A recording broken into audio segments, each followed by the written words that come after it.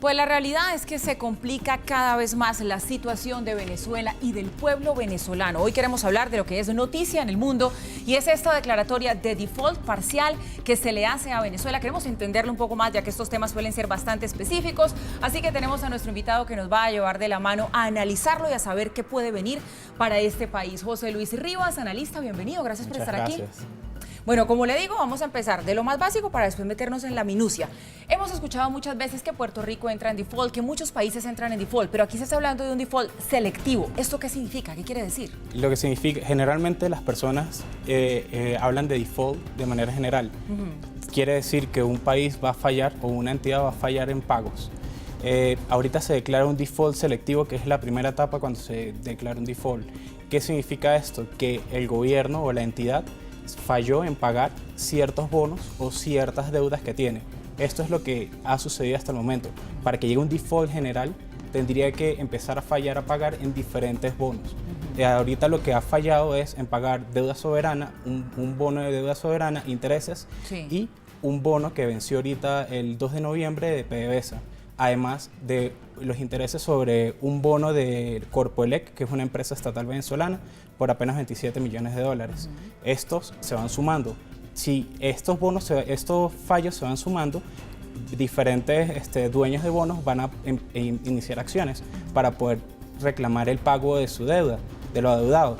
Y esto va a aumentar un default. Bueno, pero entonces ya nos queda claro a qué se refiere este término de default parcial, pero sabemos también que Venezuela debe 150.000 millones de dólares al resto del mundo. No tiene Venezuela con qué pagarlos. ¿Qué salida le queda al país? La salida que le queda es reestructurar la deuda. ¿Refinanciarla? Sí, el refinanciarla es muy difícil por las sanciones que tiene con Estados Unidos. Estados Unidos tiene sanciones, una forma de refinanciar podría ser crear nuevos bonos para poder llegar y seguir pagando. Sin embargo, otra opción que le queda es una de las que está haciendo ahorita, que es negociar con los mismos tenedores de deuda para poder conseguir otras soluciones. A los tenedores de deuda no les conviene un default. ¿Por qué? Porque esto significa que todos van a intentar distribuir los bienes que tiene Venezuela. Y es un problema porque dicen que tiene 150.000 millones de dólares para pagar. Solamente en bonos son 60.000 millones de dólares. Solamente en bonos. Y a China y a Rusia son 50.000 millones más. Entonces, a los tenedores definitivamente no le conviene y hay muchos que están diciendo, yo prefiero esperar a ver si me van a dar pago tardío a esperar un default y que tenga que pelearme en batallas legales y que no es definitivamente tan fácil. Pero entonces en este escenario sí podrían jugar China y Rusia, como mucha gente lo dice, como los salvadores de Venezuela, porque ya usted lo mencionaba, José Luis, y es que claro, cuando se entra en default, pues la posibilidad de que hayan préstamos financieros pues se reducen y hay sanciones por parte de los Estados Unidos. Quedan como alternativas China y Rusia. ¿Van ellos a actuar de una manera colaboradora, si el término cabe aquí con Venezuela? Particularmente yo lo veo difícil por el hecho que los 50.000 millones de dólares que le adeudan a China y a Rusia son pagaderos en petróleo. Y ayer salió también la noticia de que PDVSA está en su nivel más bajo desde hace 30 años, desde 1989. No producía tan poco petróleo como ahorita, los 2 millones de barriles diarios. Y los ingresos solamente de 2015-2016 se redujeron 33%. Y en 2016 cerró produciendo 2.373.000 barriles de petróleo diarios. Ahorita, la verdad es que dudo que China y Rusia se vayan a arriesgar, aunque ya se han arriesgado. Tienen el arco minero del Orinoco, tienen las refinerías que también las han estado dando a proyectos chinos y rusos. Sin embargo, China ha intentado diferentes proyectos, los cuales ya cerraron en Venezuela y no saben de qué otra manera producir. El arco minero del Orinoco es una posibilidad para poder financiar más, pero es algo que no es una realidad que se ha concretado todavía. Vámonos a la gente, José Luis. ¿Cómo va a afectar esta situación de default al pueblo venezolano? ¿En qué lo van a sentir?